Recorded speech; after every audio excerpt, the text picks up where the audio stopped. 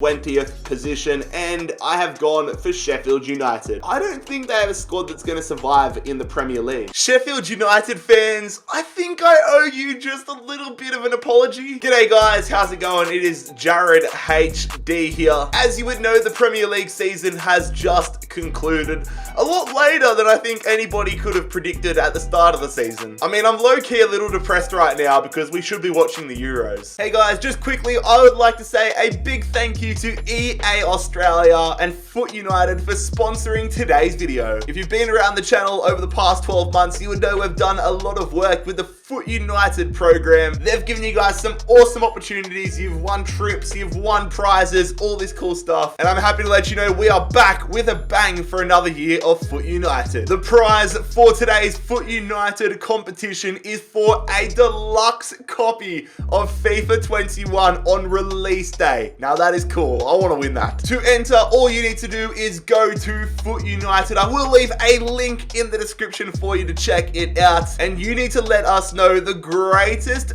FIFA cover of all time. I think I have mine somewhere in the house. Hold on, let me check. Found it.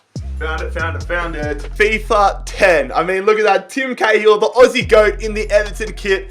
Probably my favorite FIFA cover of all time. But a big thank you once again to EA Australia and Foot United for sponsoring today's video. Let's get right back into today's video. But it was a pretty wild Premier League season, and we are here today to review my predictions from the start of the season to now. But if you guys do go on to enjoy today's video, make sure you leave a like on the video. Also, if you are new around here, make sure you bloody scorpion kick that subscribe button down below. We are on the grind for 400,000 subscribers, and still over 90% of you watching the video right now are not subscribed to the channel, so let's change that. So we are going to start off here down in the relegation zone. 20th position, we have Norwich City. I wasn't too far off on Norwich City. In the prediction, I did have them at 17th, and honestly, at the start of the season, I thought I was pretty much on the money. Norwich had a really good start to the season. That game against Manchester City at Carrow Road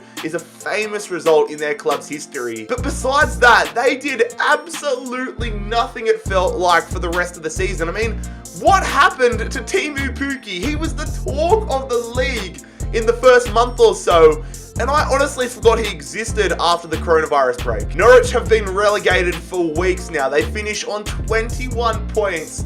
13 points behind even 19th place, and 14 points out of the relegation zone. So Norwich straight up and straight down. And don't worry, as a Fulham fan, I know how all Canary fans are feeling right now. Although, to be fair, I'm pretty upbeat this morning because Fulham got that 2-0 win against Cardiff. So I don't know when you guys are watching this, but fingers crossed we are in the Premier League predictions next year. Moving up to 19th position, and we have Watford. Elton John currently crying. I'm gonna hold my hands up.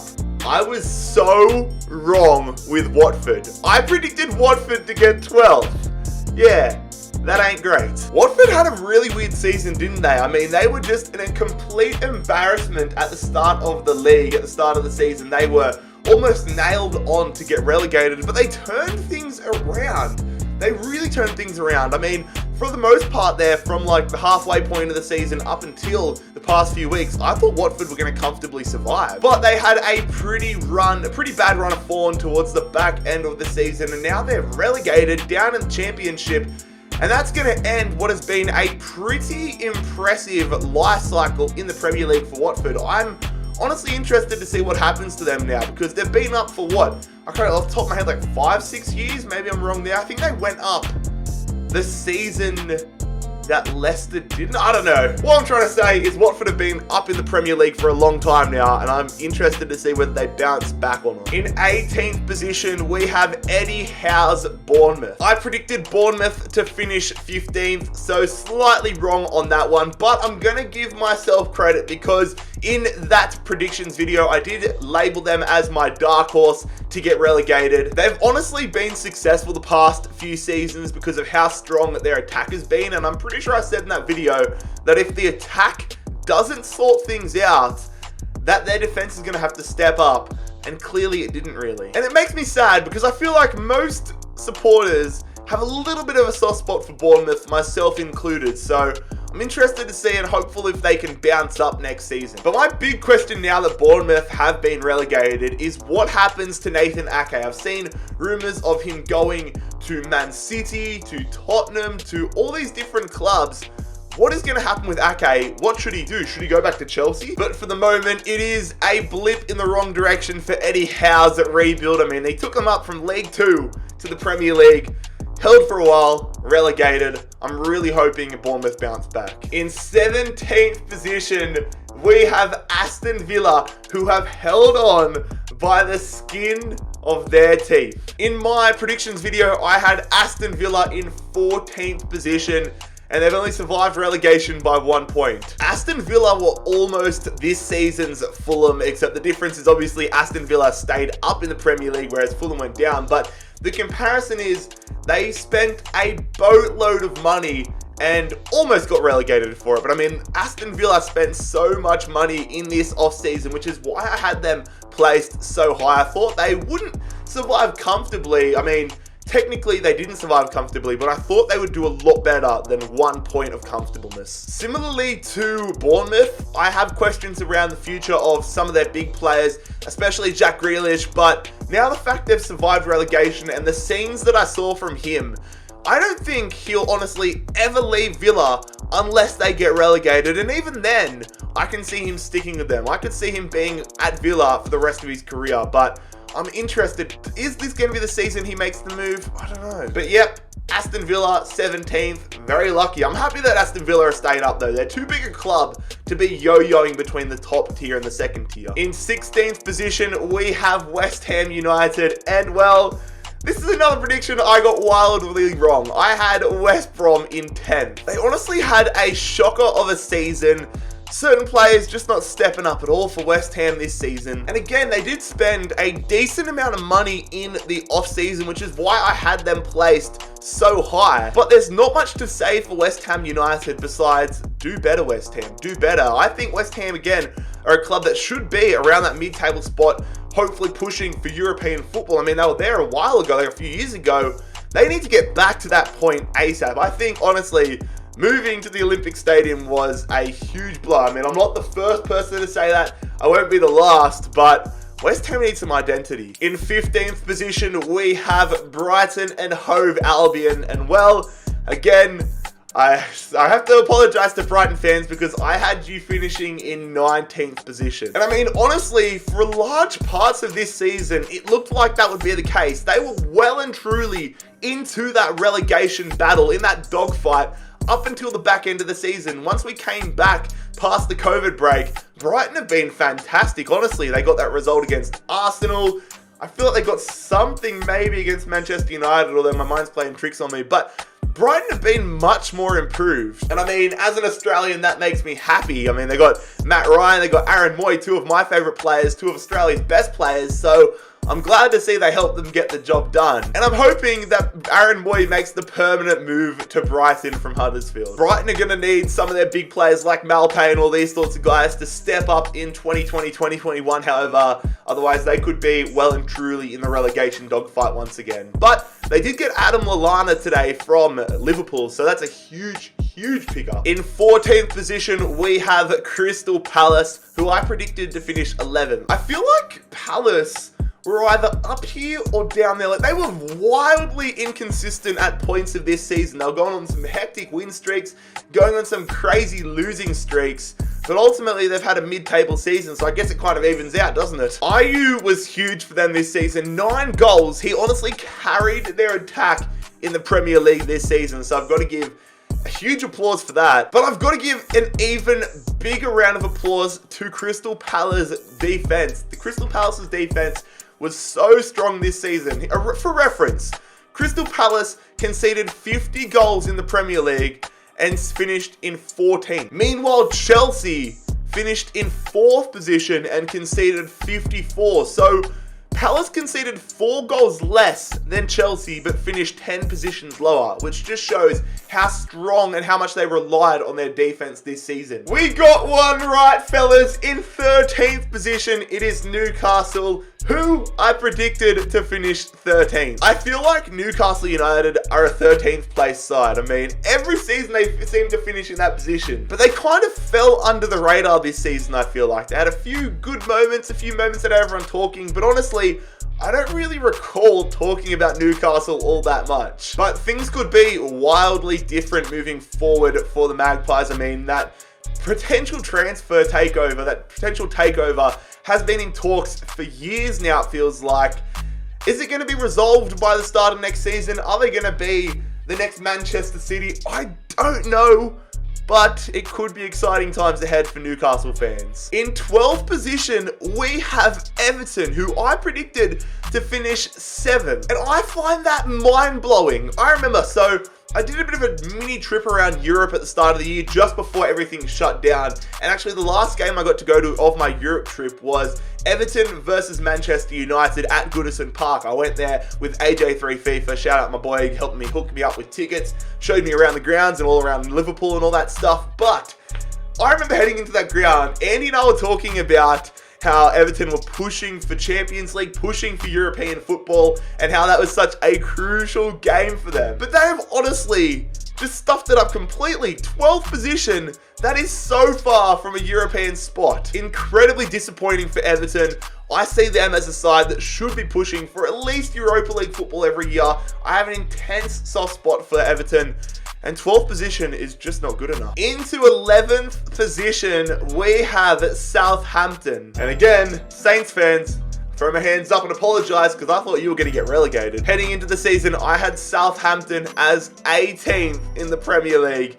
And honestly, again, they were very bad at times this season. I remember they had that insane loss earlier in the season. I was like, yeah, that's them done. They got flogged so many times. But they have gone on a fantastic run of form towards the back end of the season and kind of got themselves out of that relegation bubble and flew up to a mid-table finish. Halfway, like at Christmas, if you said to me, Southampton are going to finish above Everton, I would have thought you were joking. But fair bloody play, Southampton.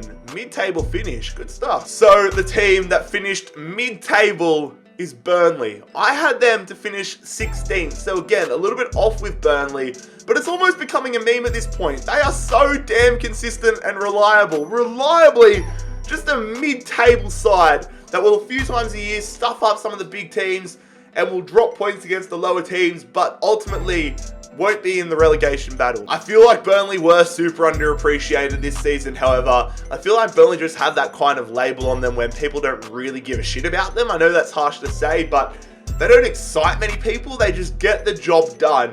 And to be fair, if you can finish in 10th position, you would happily take that. But my big question now for Burnley is, can they build on this moving forward? They had that 1 year where they're playing Europa League football, Europa League qualifiers and group stages, but can they build on it and get back to European football? Well.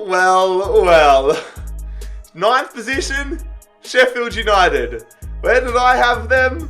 20th position. Yep, that's an L. To be fair, I think most people had Sheffield United finishing in 20th, but I've got to give them full round of applause. What a season. Sheffield United fans would honestly be disappointed at this point because they started off so strong. They were on the cusp of Champions League football, and to finish 9th is a huge blow to the Blades. But I mean, heading into the season, if they were told they were going to finish 9th, I'm sure they all would have taken it. It's a historic season for the club, and I'm very interested to see if they can continue to build on this in their second season, or whether they're going to have the second season syndrome. But again, huge respect to Sheffield United. They grafted, they showed mad heart, and they had a fantastic season for their standards. Into 8th position, and we have Arsenal Football Club, the Gunners. I had predicted them to finish 5th, but even at that point, I was like, oh, maybe they could finish 4th. Maybe 6th, but did I think they'd finish 8th? No! They had such an extremely up and down season, but honestly, mostly down. I mean, 1 week they were playing this awesome football, passing it beautifully, it was poetic football, and the next they would have nothing going for them and they'd ship 3-4 goals. I mean, honestly, their defense was a joke at points this season. All I heard from Arsenal fans all throughout the season was the blame and the just abuse of two players, Mustafi and David Luiz. And I mean, the fact that they signed Luiz to a contract extension it says it all, doesn't it? Arsenal fans, what is doing? The only positive for Arsenal, I feel like, this season was the emergence of their young guns. Players like Martinelli, like Saka, all these sorts of players gave a little bit of spark for Arsenal fans. Very interested to see, however, how Arteta goes after having a full pre-season and a full off-season to bring in his own players and make his own changes. It could be positive signs moving forward for Arsenal, but I mean, with the FA Cup final still to play, that is the only way that Arsenal can salvage their season. Up into 7th position, and we had Wolverhampton in 7th, and you know what? I was pretty close on this one. I had Wolves to finish in 8th. Not too much really needs to be said about Wolves. They went on a good run in the Europa League.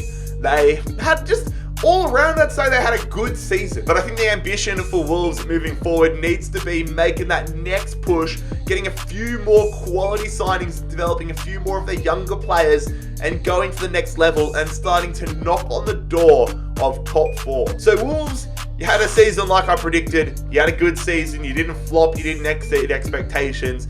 Just a good season. In 6th position, we have Tottenham. And for me personally, I had predicted Tottenham to finish in 3rd. So I did see a tweet recently by Footwiz Dylan, who's a pro FIFA player here in Australia and also a Spurs fan. I'm going to read it out to you now. He said, "From being disappointed we lost a Champions League final to being grateful Mourinho has saved us with Europa League qualification. Being a Spurs fan never lets you down." And I think that says it all for Tottenham. A real transitional season for them, losing Pochettino, bringing in Jose Mourinho, and being criticised at times for having a very bland style of football. It was a weird one for Tottenham fans. I mean, a few ups, a few downs. Lo Celso, I think, was a great pickup, but it feels like a new era coming to Tottenham. They've just recently said that Tongan's contract isn't going to be renewed, so he's going to be leaving. It's a chance for Sanchez to get even more game time. I'm interested to see how Tottenham play next season. Also, a little plug here. I am doing a career mode actually with Tottenham on my 2nd channel, Jared HD2. Already uploaded like 8 episodes of that and uploading over there every single day. So if you want a little bit more of my content, make sure you head over there and check it out. In 5th position, we have Leicester City. Now, I had predicted Leicester to have a little bit of an off season here. I thought Leicester were going to finish in 9th. So again, fair play to Leicester. They exceeded my expectations, that is for sure. But I mean, ultimately, similar to Sheffield United, they've got to be feeling a little bit disappointed that they've only finished in 5th, given for a large part of the season, them and Man City were fighting it out for that 2nd spot. But it is European football for Leicester City in the next season, in the 2021 season, so that's encouraging for them. Players like Yuri Tielemans had a great season, and then Jamie Vardy getting the golden boot. Now, I remember after the restart, I swear I saw people criticising Vardy, saying he's done, he doesn't score anymore. He's gone on an insane run of goals scored, and have helped Leicester finish in 5th and get himself the golden boot. So I don't know how long he's going to keep that up for. Maybe he's just going to be around forever, but I bloody love Jamie Vardy. I like Leicester, and I'm glad they've had a good season and done better than I thought. In 4th position, we have Chelsea. Chelsea, what a season they had. Honestly, so much better than I expected. I predicted them to finish 6th, but I thought they wouldn't even be in the hunt for top 4. I thought they'd be a distant 6th. And I remember in my predictions video even saying that I thought Chelsea had the capabilities to slide down even further. They had that transfer ban, and I wasn't sure how their younger players were going to go. But my God, their younger players stepped up. And honestly, I'm going to say it early here. Chelsea are I reckon Chelsea, Man City, and Liverpool are the 3 teams to beat next season. With Chelsea bringing in Timo Werner and talks increasing they can bring in Kai Havertz, I think the future is very, very bright for Chelsea. The big thing for them now is their defense. They've been criticised on having a somewhat shaky defense at times this season, and it has been true. Kepa Arrizabalaga, the world's most expensive goalkeeper, had a very disappointing season. So I think if Chelsea can sort out the defense, then they are going to be serious contenders and a serious threat next season. But fair play to Frank Lampard, his first season in charge of Chelsea as well. they exceeded everybody's expectations. Up to third place, and we have Manchester United, who I predicted to finish fourth, but I cannot believe that I'm saying Manchester United finished in third. The top four this season, like the battle for those final spots, we can all say Liverpool, Man City, a class above. But those teams like Chelsea, United, Tottenham, Leicester, none of them won a top four, it felt like. None of them can get a consistent run of form moving forward, and I do not know how Man United have ended up finishing that third position. They've crept their way up. Honestly, not too much to say about Man United. They had some very good parts of the season, some very crap parts of the season. They need consistency and a big off-season because, like I said, I don't see them being in with Leicester, Chelsea, and Liverpool, Chelsea, and Liverpool, Chelsea, and Man City moving forward next season unless they make some big coups in the off-season. So now we move to the top two. In second place, it is Manchester City, and I predicted them to get first. Was I wrong? Yeah, definitely wrong. Did I think City were going to do the title three-peat? Yes, I did. Were they disappointing this season? Mildly compared to last season. Yeah, I think City are very fortunate that the financial fair play ban, the Champions League ban, hasn't come into fruition because I feel like they could have slid down a little bit more. But City, not so much. Honestly, I didn't watch heaps of City this year, but I don't have a crazy amount to say about them. They just kind of lacked consistency in the big moments to keep up with Liverpool, where I'm going to move on now. Liverpool, Premier League champions first. I predicted them to be second, but my God, what an impressive season they had. Full credit to them. One of the best Premier League sides I have had the opportunity to watch. Players like Van Dijk were insane. I mean, the fact that it took them to February to lose their first game says something about how good they are. They did have a little bit of a slip towards the end of the season, but when you've already wrapped up the Premier League title, it's pretty easy to do that. But Liverpool were absolutely fantastic this season, and I can only see them building upon it moving forward. So lads, those were my predictions for the 2019-2020 Premier League season. Those are the reviews of those predictions. Again, a pretty up and down prediction season for myself. But if you guys enjoyed this video, make sure you leave a like, subscribe down below if you're new around here. I'll see you for the next one very soon. It's been Jared HD here. I'm out. Peace.